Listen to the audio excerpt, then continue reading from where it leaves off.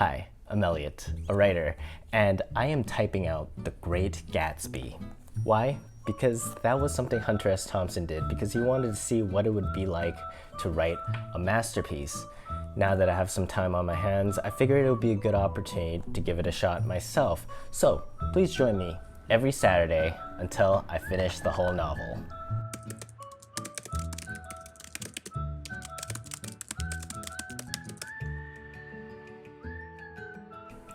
Welcome back, everybody, to another episode of Typing Out The Great Gatsby with me, Elliot Chan. Before we get started today with our typing, there's a few things I just want to comment on really quickly about the current state of our world, North America specifically, America in particular, and that is the systematic racism that has been going on. And although I am not black, I am a person of color, and I have experienced my fair share of racism, my fair share of unpleasant interaction with law enforcement. And I think the most perhaps just negatively impactful thing that I've experienced is not necessarily with like strangers being racist or police officers in general, but with my friends, which are predominantly white people, and the conversations that I have with them about race, those tends to be the most unpleasant experience for me. And because we're friends, and you often forget that I I look the way I look, and I think they sometimes forget it too. And so when I talk about those things, it often gets dismissed. And I'm not trying to say that my problems are like bigger than other people's problems, but this is just my personal experience of dealing with racism involves the people that I know. And often those conversations ends up being, I feel like I have to convince them that racism is going on, and it's a very exhausting thing. And through all of this, I hope that all cultures, all ethnicity can sort of come together and better understand each other. Me as well. The Chinese community has never been the friendliest to African Americans, African Canadians, a lot of, we have our problems as well. So I don't want to talk about this for too long. That's really not what I do. But I just want to bring it up that it's important. This is the right time to mention it, I feel, if there ever was a time. And I don't talk about this stuff very often. And I know I haven't necessarily done a lot, but I'm making an effort now in many different ways. And one of the ways is just to educate. And although I can't do it, one of the best places to do it is through literature. And so below in the description, I have attached a few links to books that I will start reading, that I will make an effort to add it to my to read list, and I hope you would do the same, regardless of your ethnicity. But I really encourage you to do so, and I think now is the time, if you've been putting it off like I have. So that is where I want to begin today's episode. And that is the current state. There's also all these bugs flying around in my apartment right now. They're harmless. They're not like flies. They're weird. They come in here during the summer. They come in here, they kind of fly around for a bit, and then in the evening they fly out. But they're kind of locked in here now because my balcony door is closed. Anyways, let's get to typing. So where we left off last week was in the middle of Gatsby's party. Actually, I think it might be winding down. And so we just met Jay Gatsby. Nick did. And now something is happening. I can't really remember. And let's just get started. Oh yeah, and so one of the things we do in the series now is that we want to look at something specific in the writing. And so today we're going to look at similes and metaphors that Fitzgerald used in his writing, and just acknowledge it, see what we can learn from it, see how it's presented to us, see how it's written when he chooses to use it. So we're looking for things like as ifs or like, and then he uses, what similes are. So that's what we're looking for today. And yeah, let's do our best to try to get through chapter 3.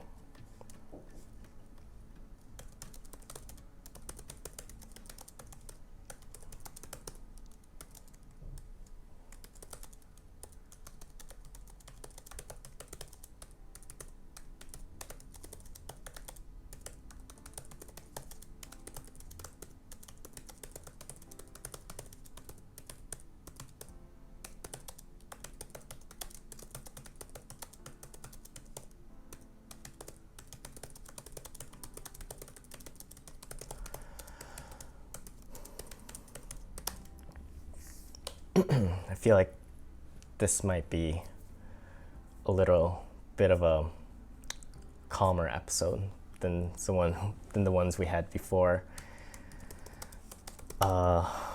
Just because.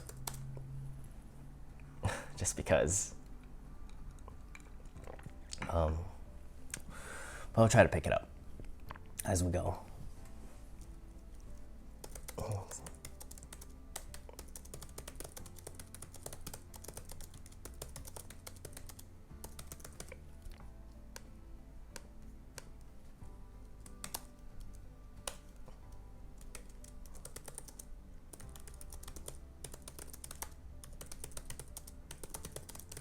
Actually, don't really know who's talking. Doubles here. I'll fix that. Just to stay consistent. That is the most important part. Oh yeah, they were having a fight. Some people, they were having fights with their husbands. And I guess because their husbands want to go home. And yeah, that's what's happening. A bunch of ladies want to stay at the party, and it looks like the husbands want to go home, and they're just dealing with that.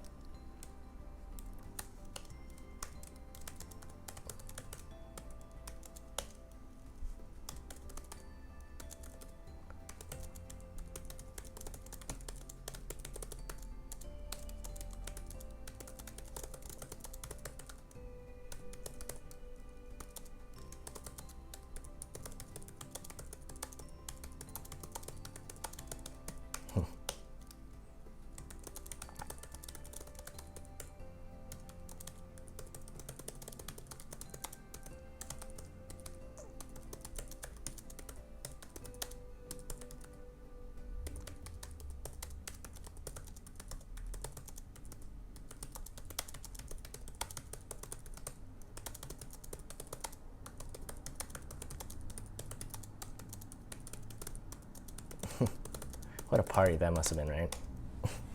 Have you ever been like forced out of a party that you were really enjoying?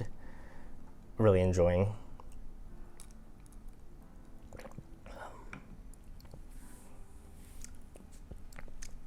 I often try to get out of parties as soon as I can, to be honest.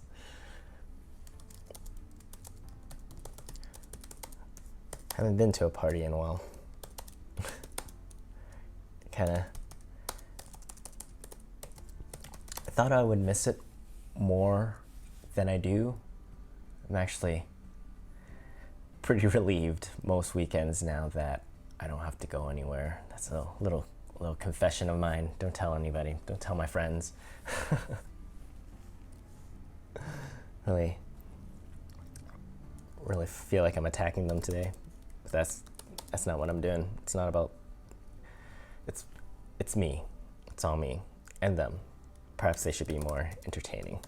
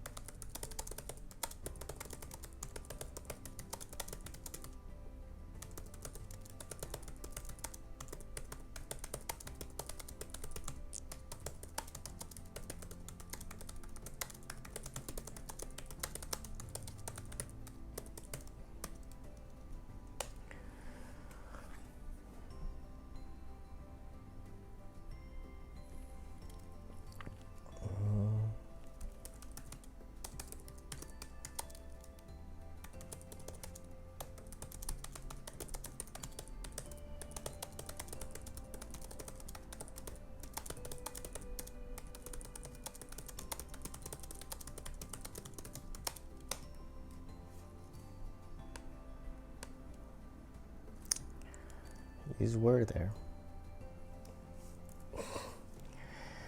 I was about to say something. Tenses. And I don't even know what to call them. Using was and were, has or have, that confuses me when it's like with a group. Like party is a group, but it's like one group but multiple people. That confuses me. Or when it's I, just won't stick. Hope that made sense. In my mind, that made sense. It's really hard to explain things sometimes, you know?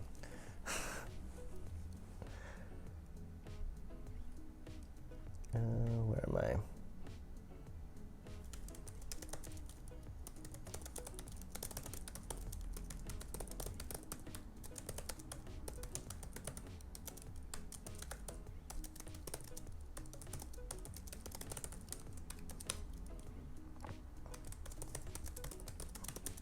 Oh, let's go.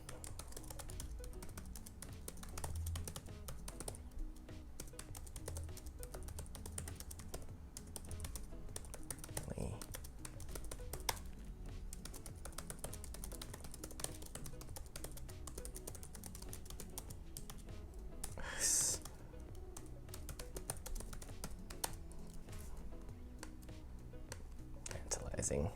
Gotta use that word more. Tantalizing.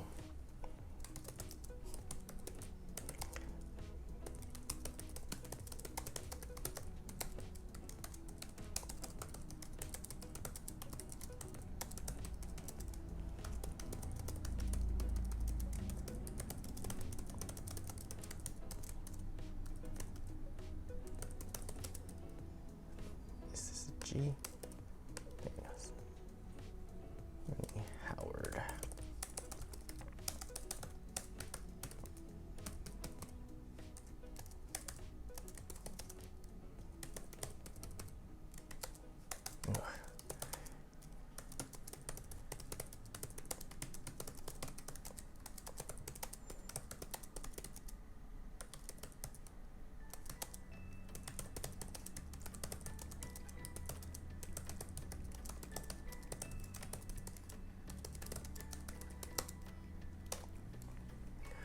Whew.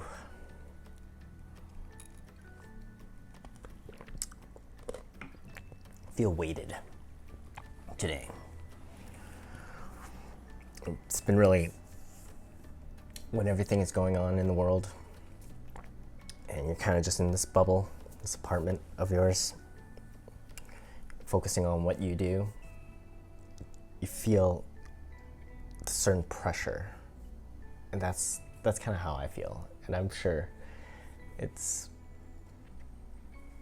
probably relatable to you as well if you've been stuck inside and you see everything that's going on, and just madness, just craziness. And especially as a writer, and you're trying to write your own stories, your own mundane kind of adventure stories with characters very complex in their own way, trying to reach their goals, and then in the meantime the whole world itself is kind of falling apart, and you're like, is this the right thing that I should be doing? You just wonder. And I've been trying to stick with it, try not to get too distracted by things I can't control.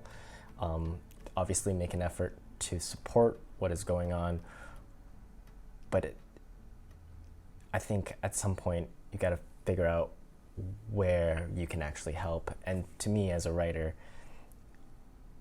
where I can help is to improve my own writing and make sure I understand, not just join like a shouting match without actually having the appropriate knowledge, actually getting the actual skills and understanding and capability to actually move in and actually offer something insightful or valuable, as opposed to just being another voice screaming, especially on Twitter or the internet. There's enough of that. So that's how I feel, and I know it's been affecting my work in some form.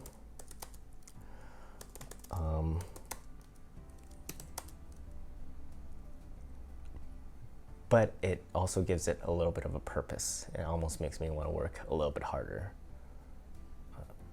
I think one thing as a writer, they always say a good writer is someone who has something to say. And it's not just like telling fairy tale stories. Well, this is it. This is slowly finding what's worth talking about.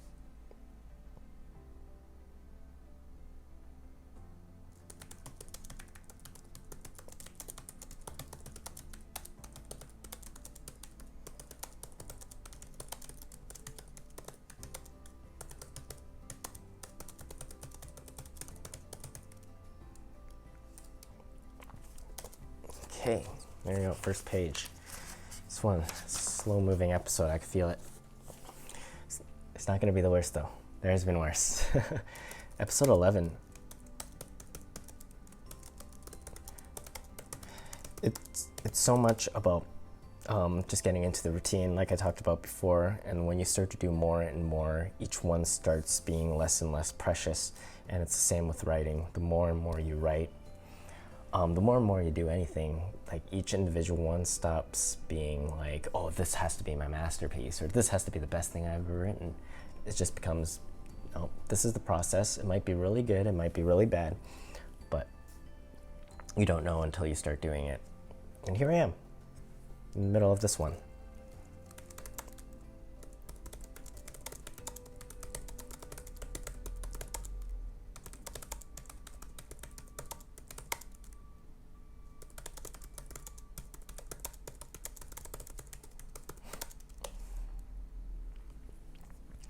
It's always at parties when you're just going around saying hi to people, and you meet people that you've met before, and you say, nice to meet you, and they're like, I met you before. Don't you remember me? And it's so awkward.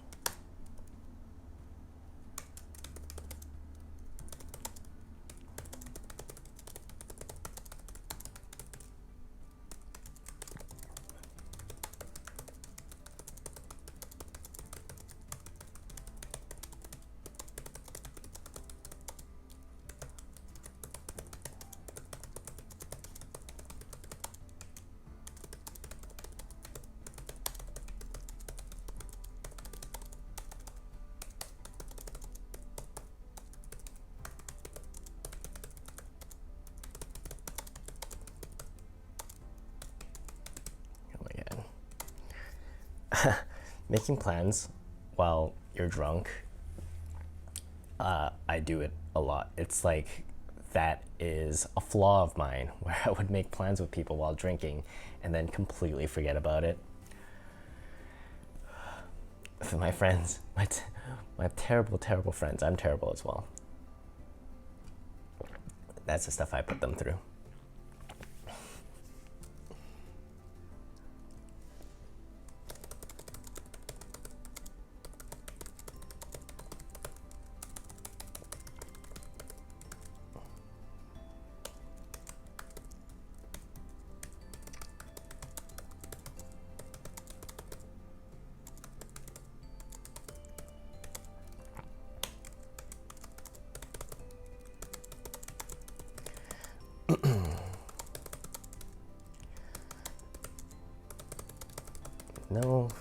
No metaphors or similes so far.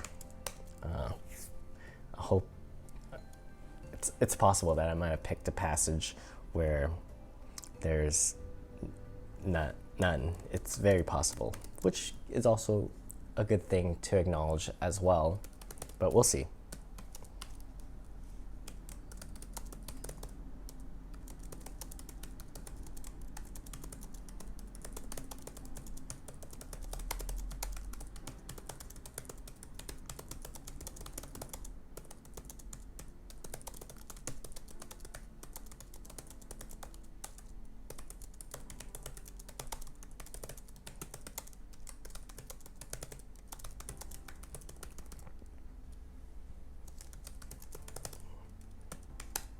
Gatsby so friendly.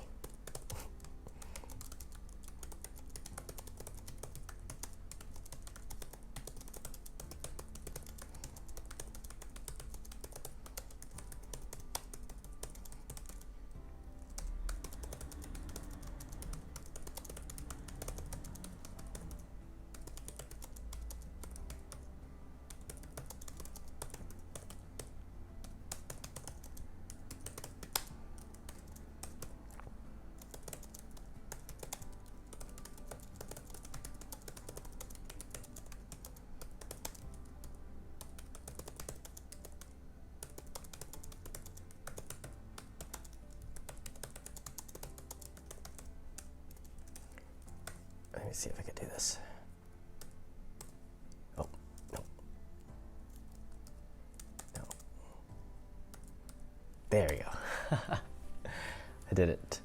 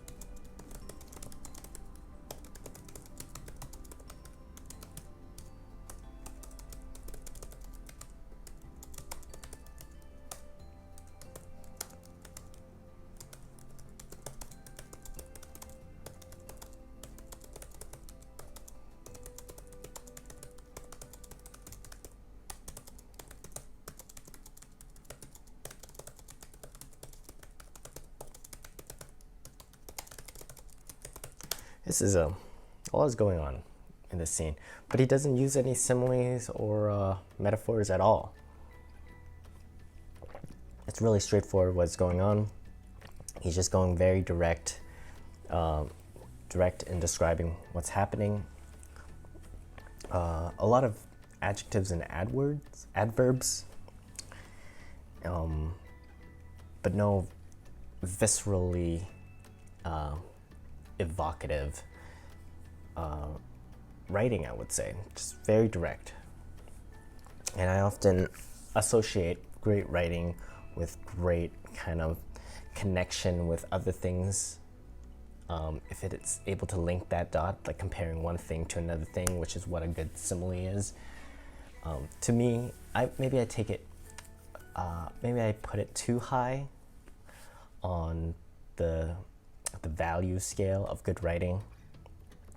And maybe good writing is also just being able to be very direct. And I suppose that this is what this paragraph is right here. Just communicates things very clearly. I think there's value in that too. It's knowing when to paint a visually very colorful picture with different ideas connecting together, and then there's time to just be like, okay, this is what's happening, and just like straightforward.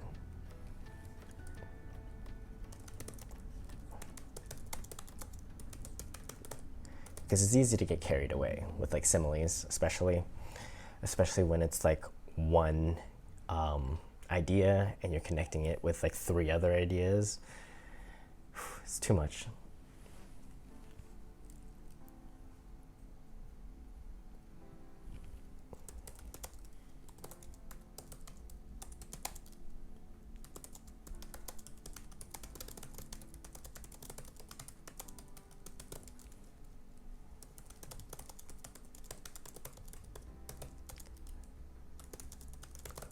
Interesting way to spell tire.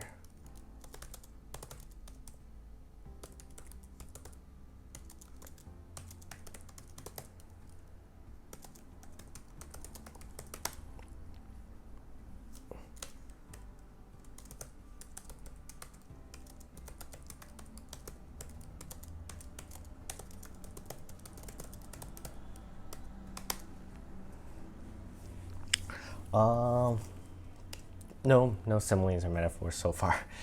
A little bit disappointed in that. But I think this is a good time to do a Fitzgerald fun fact. We're 2 pages in. Let's take a little break. Got a good one for you today. A real good one.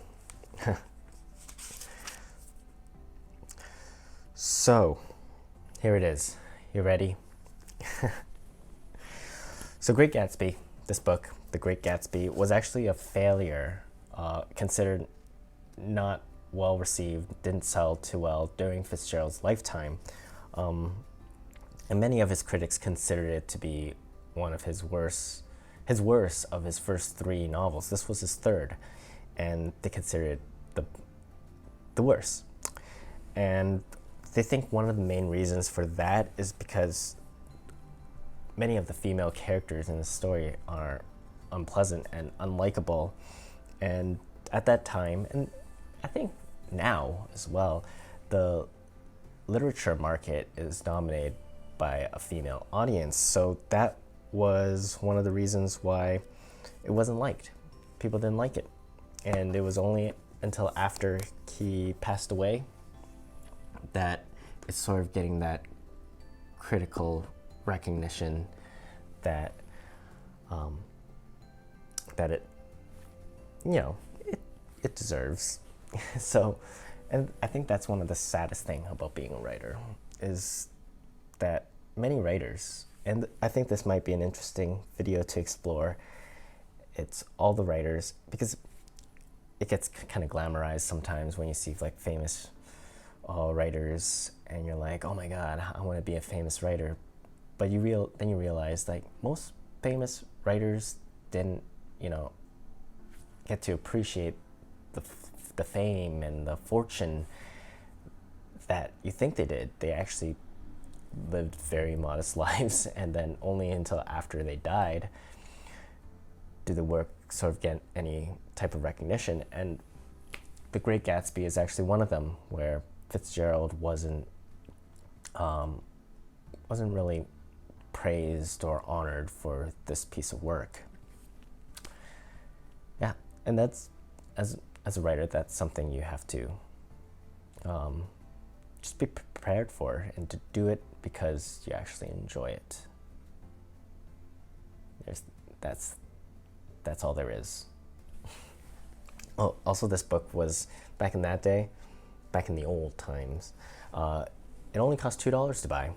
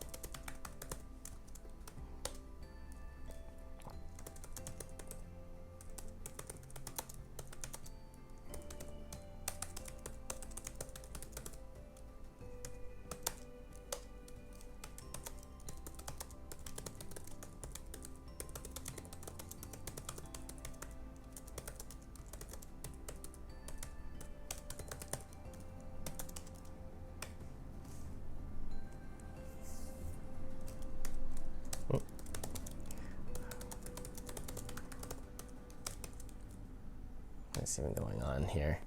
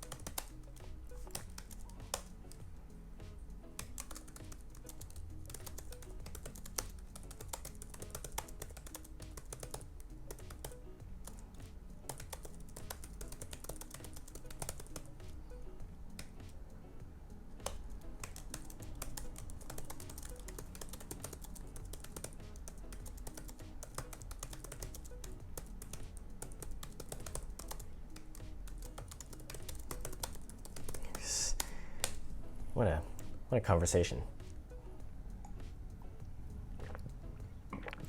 Whole lot of confusion happening right now.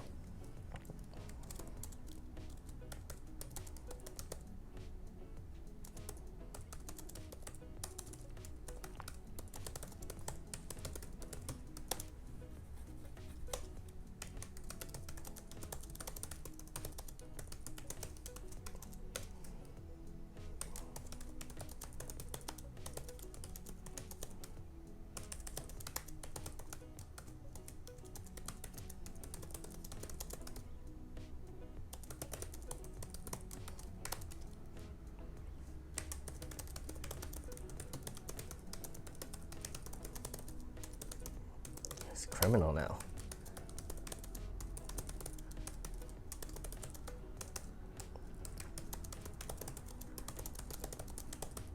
What is even happening? This is a weird part in the story for sure. I think I'm just gonna have to keep going.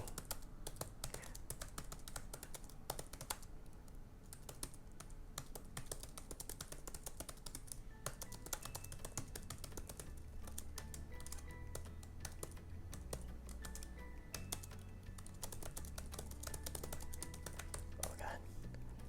I'm trying to do it again. There you go.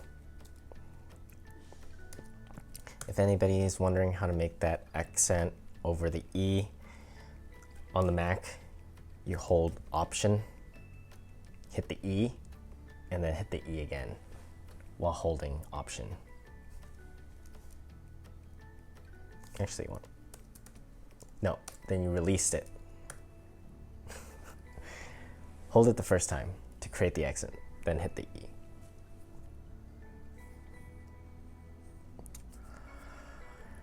I've lost my place. Yep, found it.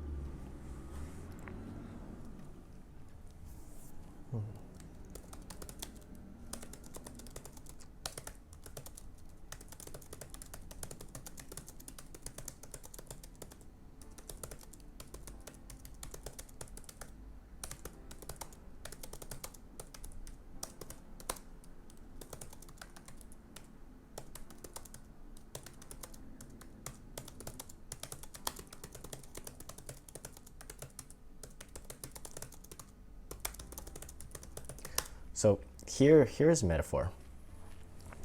I think it's a metaphor. Apparition. Obviously, we know that whoever stood out, was it a lady? Was it a man? We don't know the gender, I don't think. Wait, what is it? Open. Sorry, I messed up a word here.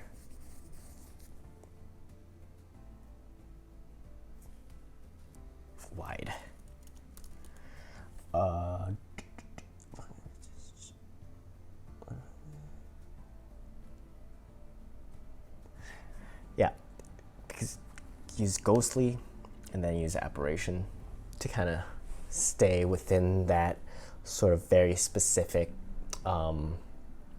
descriptor and not swaying too far, not talking about something else. And that's something that I'm trying to work at when I use metaphors and simile, is to stay within the confines of the connection that you made and not branch out into too many different comparisons.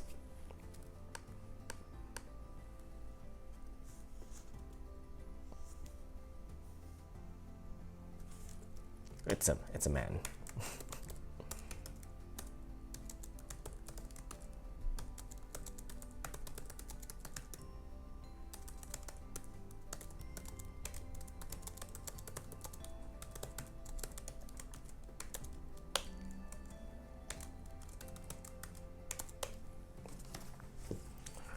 Writing drunk characters is always tricky, as I mentioned before. Another page done. Okay, let's see how far we get. I'm not sure if we're going to be able to finish chapter 3 today just because of time, but we'll see what we can do.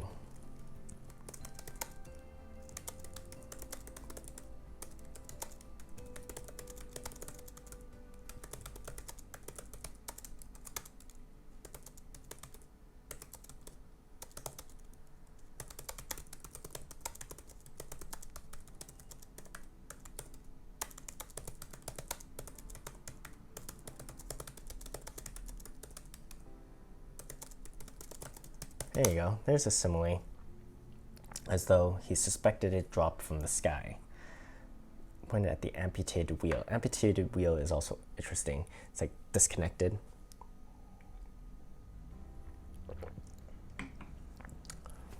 So there's one. This wasn't a super clever one though. I use this is one that I would have thought of. So I'm not giving him too much props for that. You always want to find writing where you kind of get angry at the writer, especially if you're a writer yourself. You want to get angry at the writer for like being, I should have thought of that. I think that's very common with like comedians, stand-up comedians, where you listen to a really good comedian deliver like a joke that is so relatable that you're like, man, that airplane food, that joke was just, I wish I thought of that.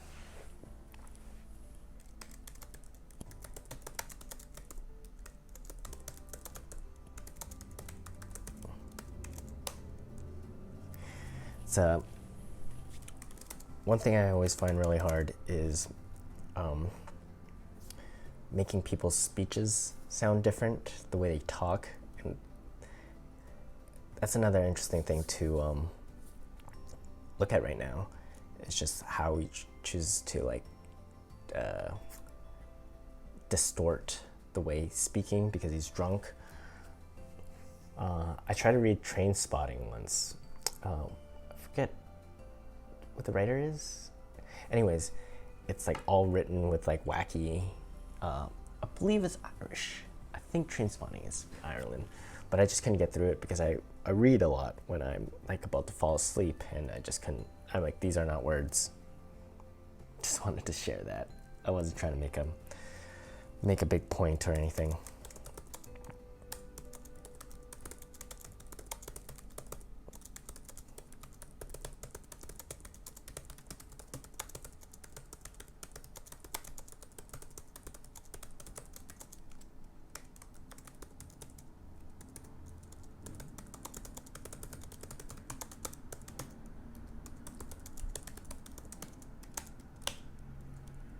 I think that's right.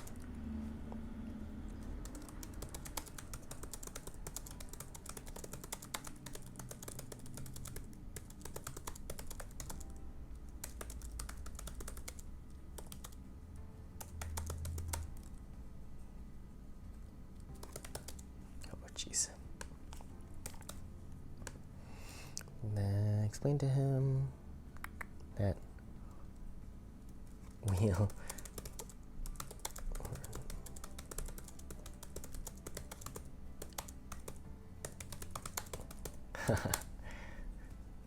I like that. Try to be really cheeky there by complicating a very simple idea. That's an interesting choice. I like that actually, because it's humorous, because he's drunk. It's hard to explain things to drunk people.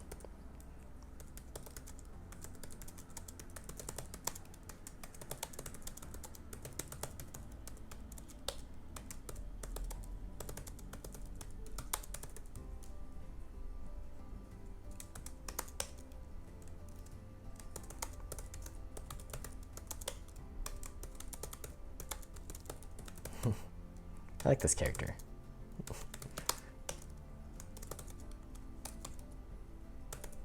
Okay, let's swear.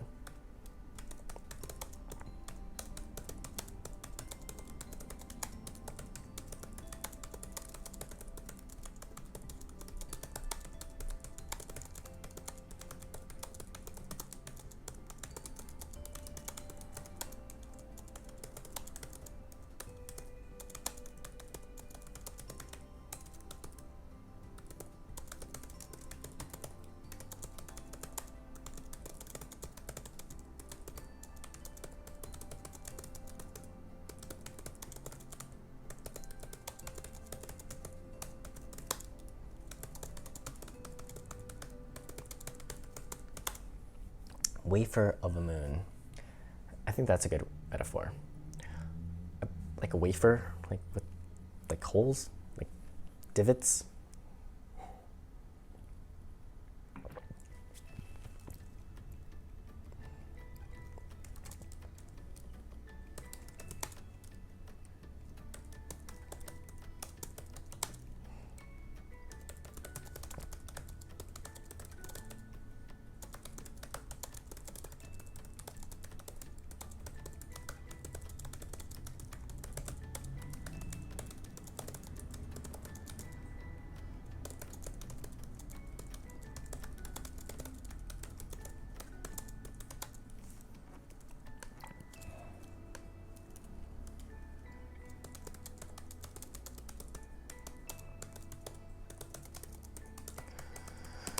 Whew, all right, this chapter keeps on going. There's a little bit more. How are we doing for time? I think we got. I think we could at least do one more page. Just a little bit more here. Let's do a few more paragraphs, and then we'll do the speed writing thing, my typing speed thing, and then I think we'll have to wrap it up. So stay with me, don't go anywhere. But new scene happening.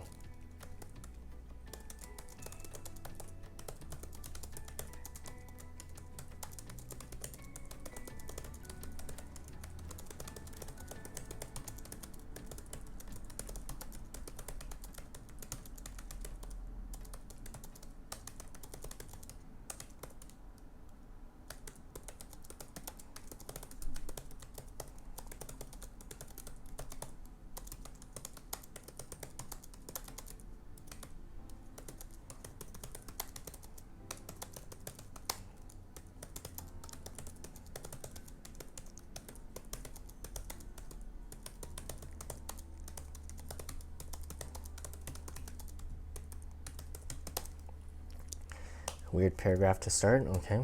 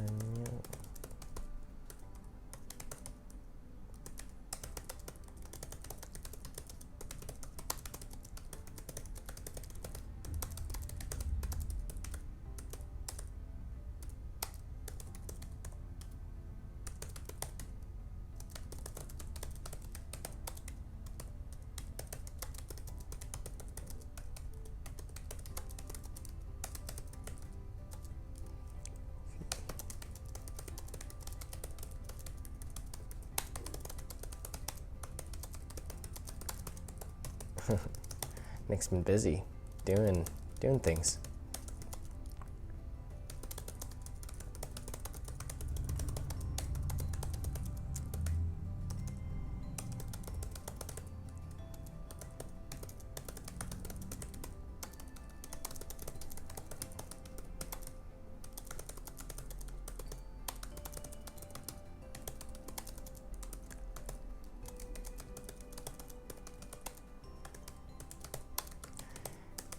It's interesting because he's jumping so fast in time and just giving us like small details and just moving so quickly through.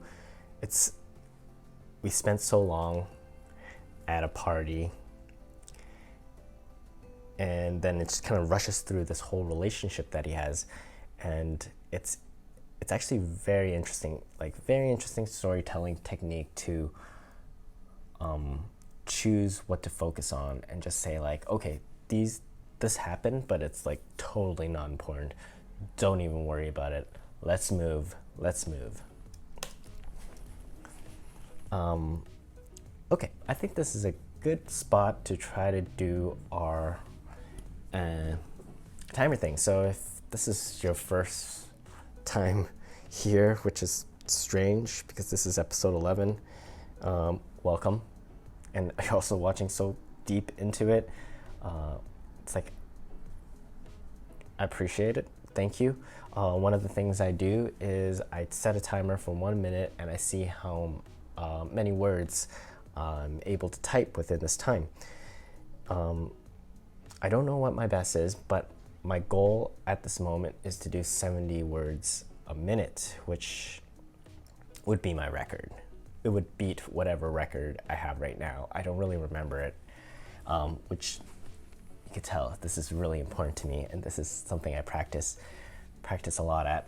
I mean, I type every day. It's just like a part of me now. Anyways, so I have my paragraph here that I'm kind of ready for, so I'm gonna set the timer, and let's see if I can hit my mark. Okay. On my mark, get set. I'm not ready for that. Oh no.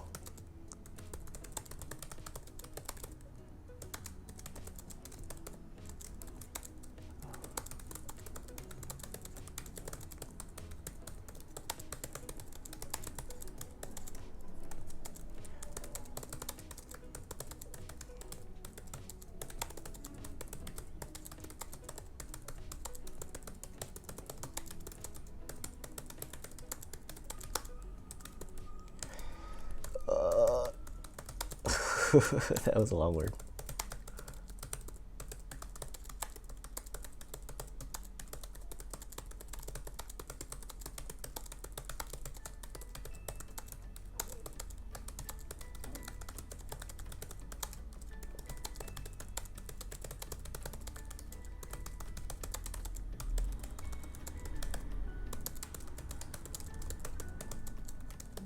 Ooh. My duck.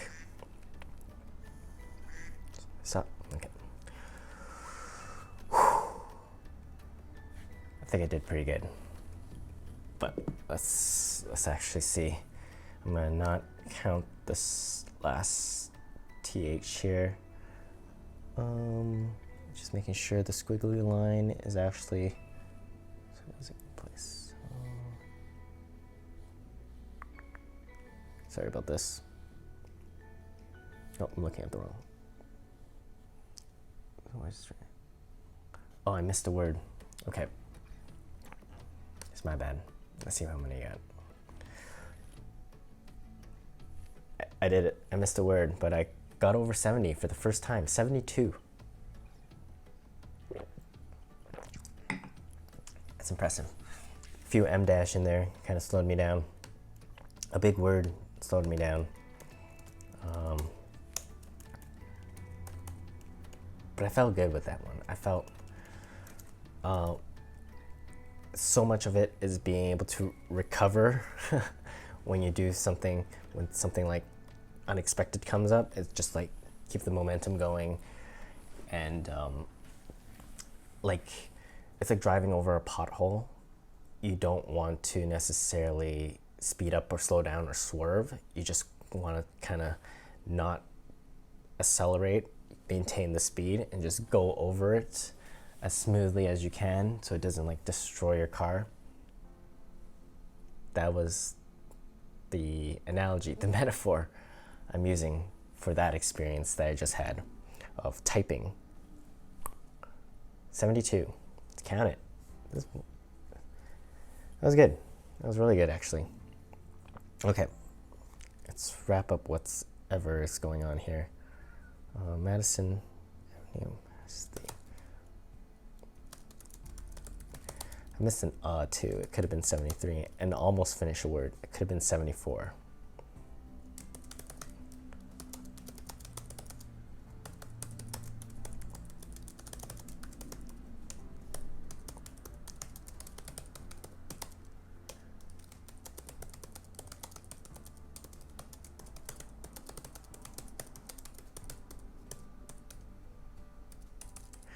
Imagine if I didn't have to talk throughout all of this, and if all I did was just type. I think I could finish this pretty quickly. I'll probably be done by now. But that was never my intention, to just rush through it. And so here we are, episode 11, almost done episode 11, and still a lot more to go. Thank you for staying with me.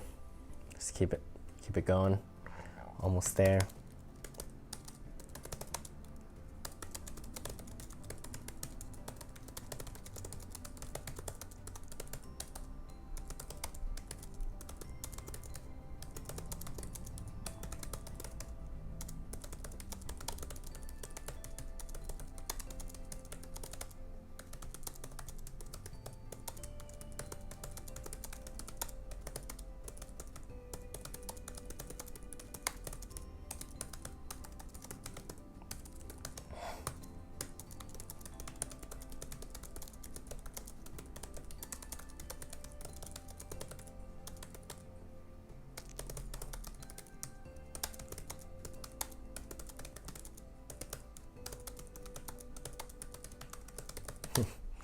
What a thought.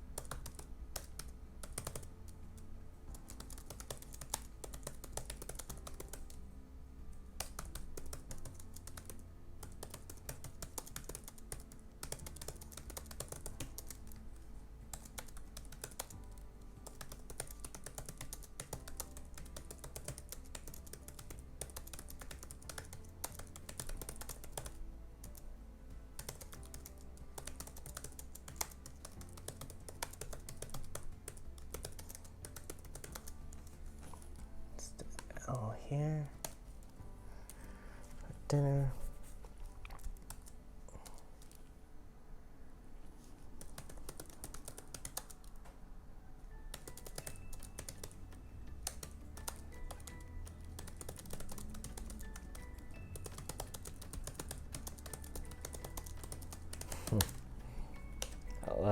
This is great. Such good, deep thoughts from Nick.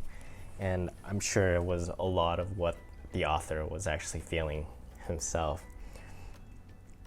To be able to paint that, to be going about your day doing so much. And it's, I think, a common feeling about living in a big city, especially if you're single, is so much of the things you do is just by yourself, and you don't have anyone to share it with.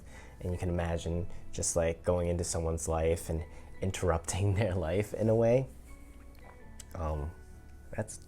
That's very relatable. This is really good.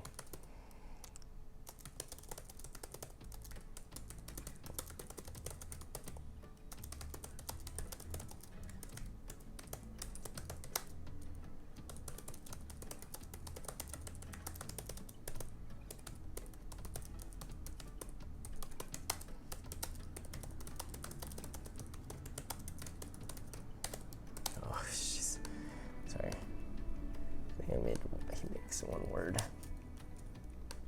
Theater District.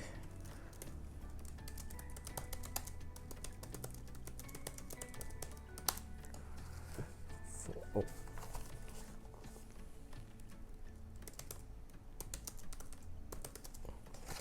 Okay. Just wrap this up. I wish I could finish. I'm so close. I can see the end, but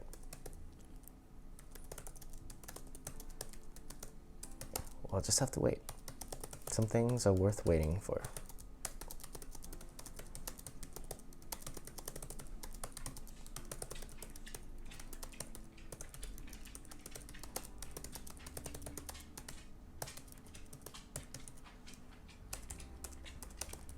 Oh, my dog's here.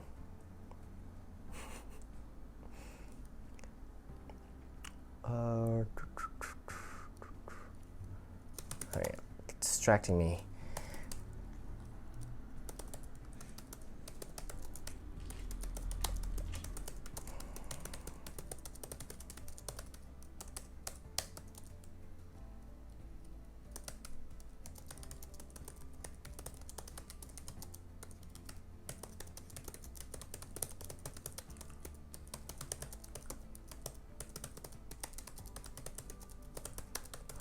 Okay, this last paragraph I wasn't paying attention to because my dog entered the scene. It's right here. Okay. All right. Bye. That was distracting. Well, that's sorry. That's how it ends. That's how this episode ends. I don't even know what more to say. This was a strange end, and we got a bit more, a page and a half of chapter 3. Next week we'll wrap that up and we'll start chapter 4. Great, my fan just came on. This is a terrific end to this. It was a wonderful episode. Thank you for having me here. Thank you for welcoming me into your room the way Gatsby welcomed all his guests into his house. That's it. I'm going to leave you with that. Terrific. All right. Bye.